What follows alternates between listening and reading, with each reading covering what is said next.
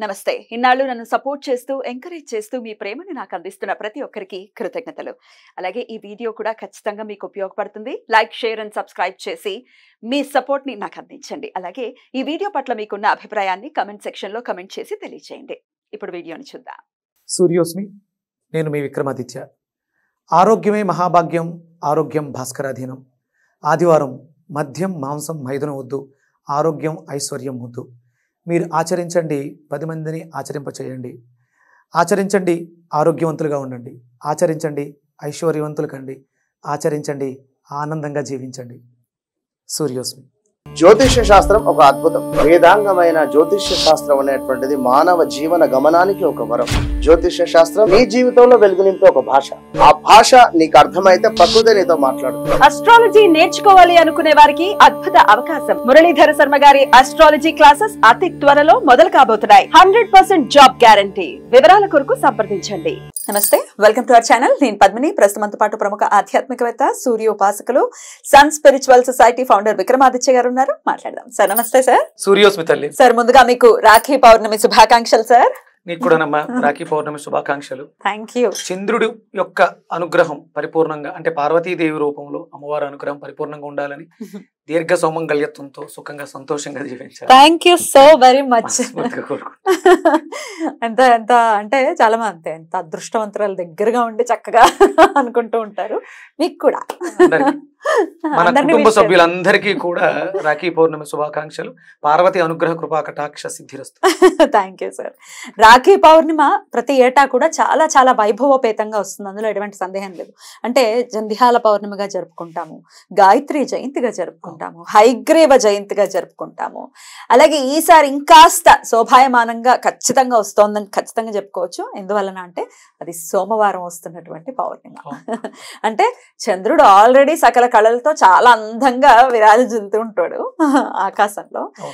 అందున ఆయన ఆధిపత్యంలో ఉన్నటువంటి సోమవారం రావటం, ఆబ్వియస్ గా శ్రవణ నక్షత్రం ఉండటం అసలు అద్భుతమైనటువంటి కాంబినేషన్. సో చెప్పండి సార్, ఎట్లా వినియోగించుకోవచ్చు ఈ రోజు? ఇక అంటే వినియోగించుకోవడానికి విపరీతమైనటువంటి అవకాశం. అంటే ప్రతిదీ కూడా ఇక్కడ కామ్యం అమ్మ, కోరిక. దానికి ప్రధానమైనటువంటి కారణం ఏంటి అంటే మనస్సు. ఇక్కడ మనం చంద్రుని ప్రధానంగా తీసుకుంటూ ఉంటాం. ఈ మనస్సు అనేదాన్ని మనం లగ్నం చెయ్యగలిగితే జీవితంలో సాధించలేనివంటూ ఏముండవు. ఇప్పుడు ప్రతి ఒక్కరికి కోరికలు ఉంటాయి, దాని మీద పరిగెడుతూ ఉంటుంది. ఈ కోరిక తీరాలంటే ఏం చేయాలి, ఆ కోరిక తీరాలంటే ఏం చేయాలి, ఇలా అంటే ఈ కోరిక మీద దృష్టి పెట్టి దీని మీద పని చేస్తున్నప్పుడు ఇంకో కోరిక మీద పరిగెడుతూ ఉంటుంది. ఆ పరిగెట్టేదాన్ని దీని మీద కాన్సన్ట్రేట్ చేయగలిగితే, మనసును నిలపగలిగితే, దీన్ని సాధించేసిన తర్వాత ఇంకొక దానికి వెళ్ళడం అనేది శ్రేయస్కరం, శ్రేయోదాయకం. ఎందుకంటే అన్నీ అవుతాయి. మేనిఫెస్టేషన్ అవ్వాలంటే సరిపడ స్ట్రెంగ్త్ అన్నిటికీ ఇవ్వాలి. 10 విత్తనాలు నాటాం, నీళ్ళేమో ఒక విత్తనానికి సరిపడా ఉన్నాయి. ఒక్కో చొక్క 10 ఆటలకి వేస్తే అక్కడ ఇది మొలిచిన తర్వాత ఇంకో మొక్కకు వెళ్ళడం, ఇంకొక విత్తనాన్ని పాటడం, దాని ఫలితాన్ని పొందడం అనేది చేయడం. దీనికి ప్రధానమైనటువంటి కారణం ఏంటంటే చంచలమైనటువంటి మనస్సు. ఎవరైతే చంచలమైనటువంటి మనస్సుతో ఇబ్బంది పడుతూ ఏమీ సాధించలేకపోతున్నామో దానికి ఈ పౌర్ణమిని ఉపయోగించుకొని, అంటే మీరు చెప్పిన కాంబినేషన్స్ బ్యూటిఫుల్ కదా చాలా. అక్కడ అమ్మవారు గాయత్రి. గాయత్రి అంటే అమ్మో, అంటే సూర్యశక్తి అంతా నిమిడీకృతం చేసుకున్నటువంటి మంత్ర బీజాలు అవి. 24 అక్షరాలతో, బీజాక్షరాలతో మనల్ని తరింప చేయటానికి ఆ రోజు గాయత్రి జయంతి. అంటే మనం ఈ రోజే ఆ మంత్రం యొక్క జన్మ తీసుకోవడం జరిగింది. మరి ఇంకా అనుసంధానం చేసుకోవడానికి ఇంకేముందమ్మా, అంతే కదా. ఆ మంత్రాన్ని అనుసంధానం చేసుకోవడానికి, దీక్ష తీసుకోవడానికి సూర్యనారాయణమూర్తి. అప్పుడు ఆ మంత్రం అంతా కూడా మళ్ళీ సూర్యశక్తే. గాయత్రి అంటే మళ్ళీ ఎవరో కాదు, సూర్యశక్తే. ఇక మరి ఇప్పుడు మనం నడుస్తున్నాం, ఇది శ్రావణ మాసం సింహరాశికి సంబంధించింది. అంటే విపరీతమైనటువంటి మేనిఫెస్టేషన్స్, మన కోరికల్ని ప్రకృతిలో ఫలితాలను పొందడానికి, అంటే బీజ రూపంలో ఉన్న వాటిని మొక్కలుగా నాటుకుని ఫలితాలు పొందడానికి ఇంతకన్నా ఇంకొక మాసం ఉండదు. ప్రేమలు చిగురిస్తూ ఉంటాయి. ప్రేమలు పెంపొందించుకోవడానికి కానీ, మనకు కావాల్సినటువంటి కోరికలను ఈడేర్చుకోవడం, అంటే పిల్లలు లేకుండా ఎవరైతే ఇబ్బంది పడుతున్నారో వాళ్ళకి సంతానాన్ని ప్రసాదించడానికి కానీ ఈ పౌర్ణిమ చాలా ఉపయోగకరంగా ఉంటుంది. మరి ఏం చేయమంటారు ఇంత విశేషంగా వస్తున్నటువంటి పౌర్ణిమని రోజు? అంటే ప్రధానంగా మనం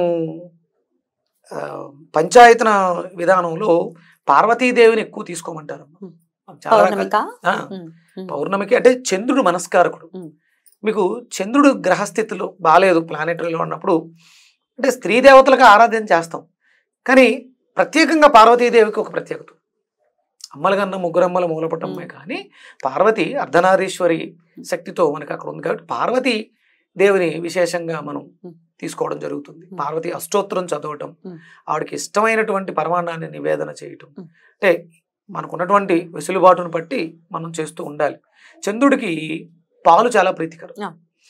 స్వచ్ఛమైనటువంటి దేశవాళీ ఆవు పాలని నివేదన చేస్తే ఆ పాలతోటి బియ్యంతో బెల్లంతో వండినటువంటి పరమాన్నాన్ని నివేదన చేయటం, ప్రసాదంగా స్వీకరించడం.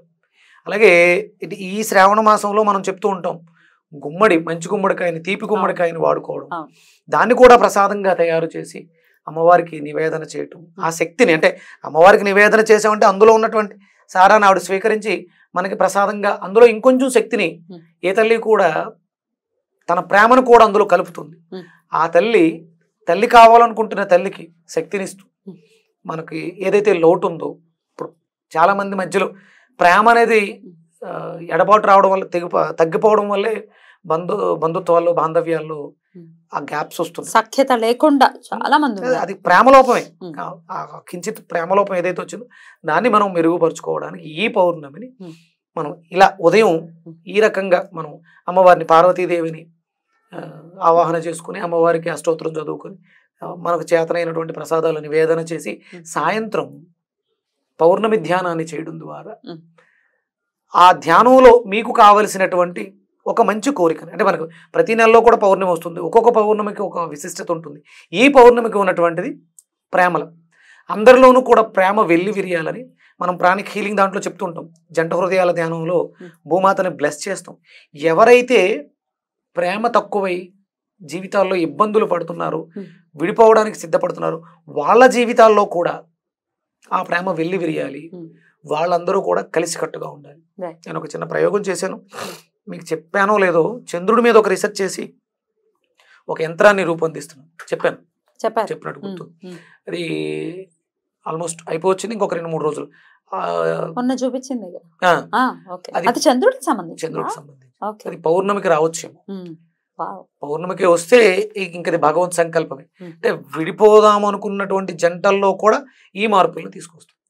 అంటే విడిపోవాలనే కోరిక వ్యక్తిగతంగా ఉండకపోవచ్చు, కానీ పరిసరాలు, పరిస్థితులు ప్రభావం చేయొచ్చు. ఎవరైతే అంటే భర్తలు విడిచిపెట్టి దూరంగా బ్రతుకుతున్నారో ఈ పౌర్ణమి సాయంత్రం ధ్యానంలో ఒక గాజు గ్లాసులో కానీ స్టీల్ గ్లాసులో కానీ పాలు, దేశవాళీ ఆవు పాలు దొరికితే సంతోషం, దొరకలేదు మామూలు గేదె పాలు అయినా సరే మీరు అక్కడ పెట్టుకుని, అంటే కాచి మరగబెట్టి చల్లారబెట్టుకుని అక్కడ పెట్టుకుని ధ్యానంలో కూర్చోండి. దాంట్లో ఇలాచి, సుగంధ ద్రవ్యాల కింద ఇలాచి పౌడర్, పటిక బెల్లం వేసి రెడీ చేసి అక్కడ పెట్టుకుని దాన్ని చంద్రుడికి నివేదన చేయండి. శుభ్రంగా ధ్యానంలో కూర్చోండి. మీ మీకు పార్ట్నర్తో ఇబ్బంది ఉంది, పార్ట్నర్ని బ్లెస్ చేయండి. ఏమీ లోటు ఉంది? ప్రేమ. ఎక్కడైతే చీకటి ఉందో అక్కడ పున్నమి వెన్నెల వాళ్ళ జీవితాల్లో ప్రవేశించాలి, ఆ చీకట్లన్నీ తొలగిపోవాలి. ఎక్కడైతే ద్వేషం ఉంది, ప్రేమ పోవడం వల్ల ద్వేషం వచ్చింది, ఆ ద్వేషం అంతా కూడా పూర్తిగా తొలగిపోయి అక్కడ ప్రేమ సుస్థిరంగా ఉండాలి. ఈ కోరికను మనసులో అనుకుంటూ లేకపోతే దండం పెట్టుకోండి అంతే. ఏమంటే మాకు ప్రాణిక్ హీలింగ్ తెలియదు అనుకుంటే కూడా అంటే మనసులో మీకు ఏం కావాలి? భర్త ప్రేమ కావాలి, భార్య ప్రేమ కావాలి, పిల్లల ప్రేమ కావాలి, ప్రేమ కావాలి. ఆ ప్రేమని మీరు భూమాతకు అందివ్వండి. అది ఎవరెవరైతే ఆ ఇబ్బందులతో ఉన్నారో వాళ్ళకి మీరు సహాయం చేయండి. మనం ఏదైతే ఇస్తామో అది 10 పొందుతాం. అలా బ్లెస్ చేయండి. ఏదో కళ్ళు మూసుకుని ధ్యానం చేయండి. అందరూ బాగున్నారు, పద్మిని ప్రేమతో సుఖంగా సంతోషంగా జీవించాలి మనస్ఫూర్తిగా. అలా మనకి శత్రువుల్ని కూడా క్షమించగలిగి బ్లెస్ చేయగలిగినప్పుడు, వాళ్ళ జీవితాల్లో ఆనందాన్ని మనం ఇవ్వగలిగినప్పుడు మన జీవితాల్లో అంతకు మించి వస్తుంది. Definitely beautiful sir. ఆ తర్వాత ఆ పాలని అంటే ఆ శక్తి అంతా కూడా మరి చంద్రుడితో మాట్లాడాము, భూమాతతో మాట్లాడాము. ఆ చంద్రుడిలో ఉన్నటువంటి కళలు ఆ గ్లాసులో ఉన్నటువంటి పాలలోకి ప్రవేశిస్తాయిగా. చంద్రుడు మనం ఫుల్ ముండేలో వాటర్ పెడతాం, ఆ ఎనర్జీస్ అన్ని కూడా అందులోకి వెళ్తాయి. కిరణాల ద్వారా ఆ పాలని శుభ్రంగా స్వీకరించడం ద్వారా మీకు మనకి ఏదైతే ఇబ్బంది అనిపిస్తుందో అది పాజిటివ్ గా మారుతుంది. డెఫినెట్లీ అలా మారాలి. డెఫినెట్ గా ఈ పౌర్ణమి నుంచి ఎలా అయితే ఆయన కళలతో ఎంత అందంగా కనపడతారో వాళ్ళ జీవితాల్లో కూడా అంతే అందం రావాలి, అంతే ఆనందం రావాలని మనస్ఫూర్తిగా కోరుకుంటూ చాలా బ్యూటిఫుల్ గా ఎక్స్ప్లెయిన్ చేశారు సార్. మరొక్కసారి మీకు గాయత్రి జయంతి శుభాకాంక్షలు, రాఖీ పౌర్ణమి శుభాకాంక్షలు. నమస్తే. నమస్తే. సూర్యోస్మి.